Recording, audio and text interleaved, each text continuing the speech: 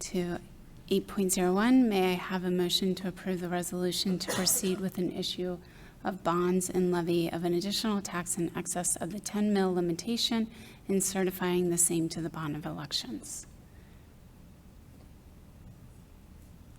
So moved. Second. Any discussion, comments? You want me to talk about this? Yes, please.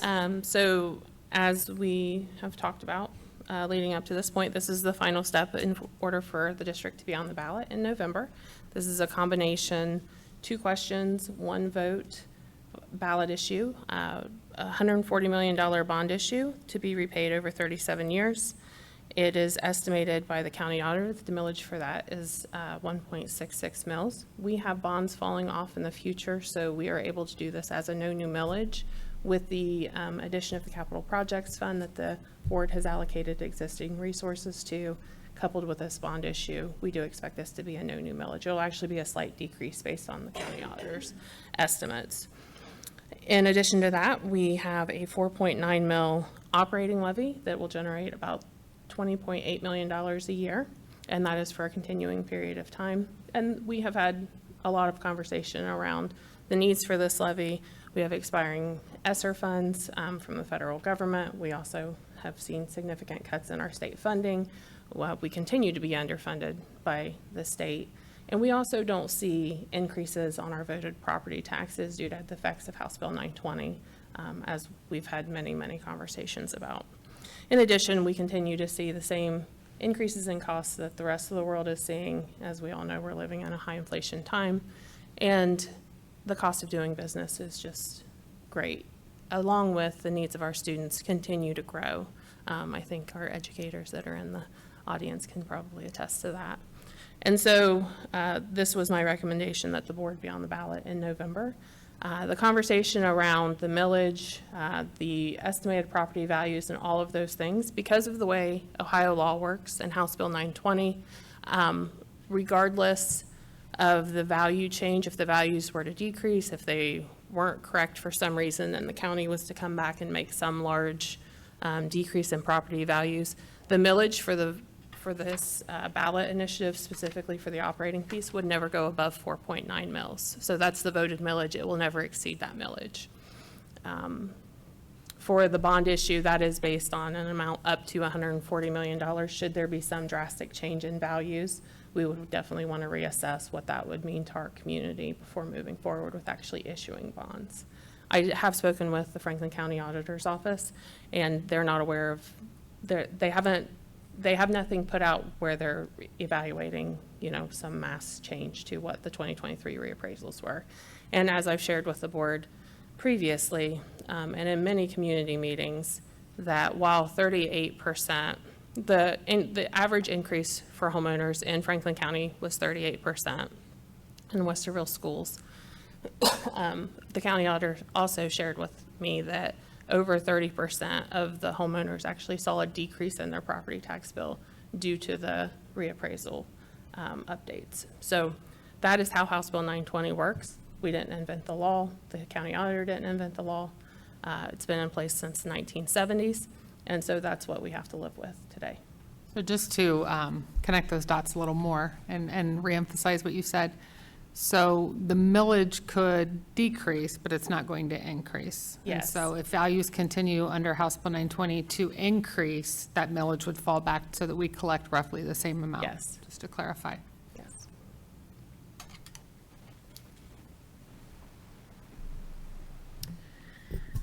I raised some concerns when we began talking about the millage amounts, and I appreciate the comments that people have made to me and information that people have shared with me, and concerns and questions that are totally understandable within the community when we begin talking about going on the ballot. And I have weighed all of those and considered where we are and what we're all responsible for. A yes vote on my part on this is an acknowledgement of a number of changes that need to be addressed.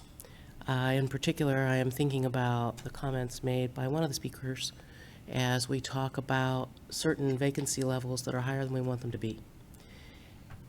It's only my opinion, but I feel like we have been too thin too long in some of our areas where we have seen extensive growth in student need.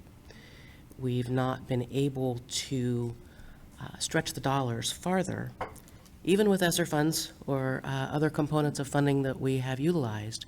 We've not been able to stretch the dollars far enough to provide the level of services that our student population now needs. It would be satisfying if I could look at the student population size and do a straight correlation to identification of how much should be spent overall on instruction and curriculum, on staffing, on facilities. That's not possible the way it might have been when I was a much younger person. Now we have layer upon layer of student need that has escalated beyond, I think, what any of us expected. This is a district that has experienced incredible demographic change. We are continuing to do that. And with that change and with societal changes, the needs of our students have increased to the point that I cannot in good conscience say that our current level of expenditure, our current level of income, allows us to meet those student needs appropriately. It is a big ask. It's an important ask. And I am focusing my particular vote on what is it that we actually need to do to meet the needs of the students in our school district. Because meeting the needs of the students in our school district actually meets the needs of every single person in the school district as a whole. That's what I wanted to share with you. It is a messy, layered look at all of our income and all of our expenditures, and I have come down on the side of yes.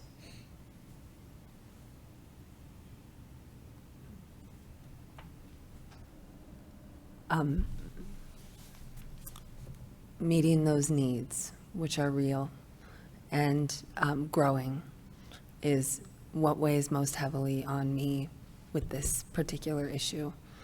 And, you know, I know people know that I live in this district, but I like to point out I have several households of family members who will also be subject to paying, you know, additional taxes. And so I think about them. Some are retired, some have small children. And so this is weighed on both a district-wide level and knowing the needs of, I mean, we know that some of our families are in really difficult circumstances. And some people are on limited income. So it is never easy to ask for more money. It is never easy. But the needs are real, and we will all pay for it down the line if we don't take care of kids now. And so I have listened, and I listened to financial analysis and the needs analysis. And so, you know, I'm supportive of this for those reasons. It's never easy to ask for more.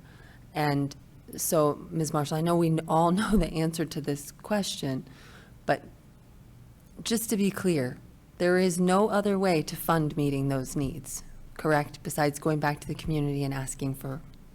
Yeah, the school funding system in Ohio has put districts in a place that our only option is to go to our local community to make up any shortfalls that we have in revenues and needs. Yep, and that's where we are.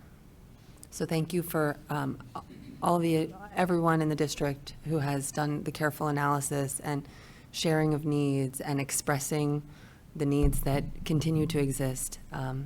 And this is where we are. So, thanks.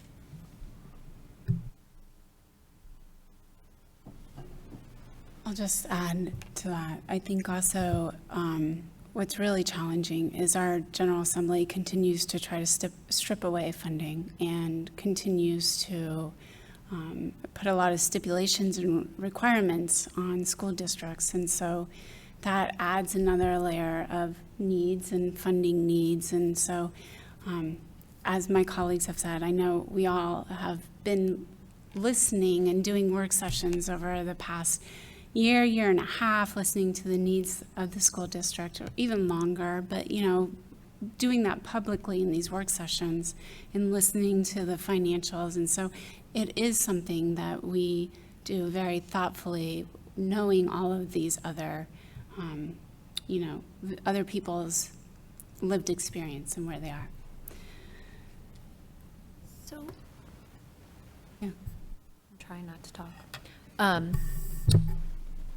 Just right when Jen and I came back from executive session, the last 5 years, and sitting, like, looking at educators out there, the dynamics of our school district have changed from COVID. Just the needs, I can't even express, and I'm not in the classroom every day, but the needs that our kids are coming to school with and that our staff members have on top of it. I feel like we are good fiscal stewards, and we will continue to do that and to ask good questions. But at the end of the day, this is our job.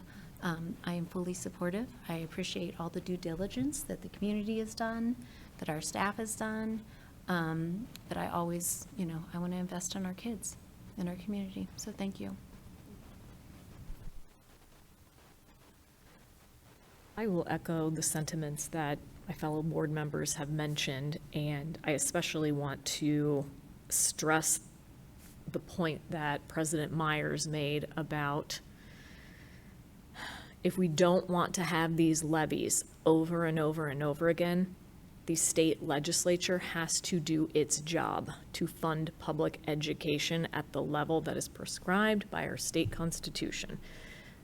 If that does not happen, this continues to happen. Now, it has been 5 years since the last levy. I think we have stretched it as far as it will go. I believe Ms. Marshall and her team tried very hard to not have us on the ballot. But with the increase in the prices of everything, those prices also, that affects the school district as well. If you are paying more for groceries, the school district is paying more for food for the kids for breakfast and lunch as well. So, it's been a compilation of all of these things that kind of lead to having to be on the ballot and having to go back to the voters again and ask, we need more for our kids. And I think for me personally, I have a little one who, started his journey in the Westerville City Schools right downstairs in the ELC. He's been on an IEP for K through 5, and it had been heartbreaking the first couple years at his school, kindergarten and the first grade teachers emailing my husband and I like, he had another outburst today, he had a meltdown. There were no aides to help them. So you've got 25, 26 kindergartners in a room, one teacher, and another 1 or 2 maybe that have extra needs. How do you balance that? It's really difficult, and I'm sure those who are there can attest to it being super difficult. So, as everyone has said, as the needs of our kids has changed, we have to be able to keep up with that, because if we don't, those problems don't fix themselves, and they will surface later on. So I am in support of this levy. Like we said, it's never easy to ask for money. When I was, a teenager, asking my mom for money to go to the movies was hard. This is a much bigger ask, but I am supportive of this because the children who are going to graduate from our programs are going to go on to become, the engineers and the doctors and the designers and performers of the future that we're going to be interacting with for the rest of our lives. And I want to make sure that we give them the education they deserve in order to be those productive and happy adults later in life.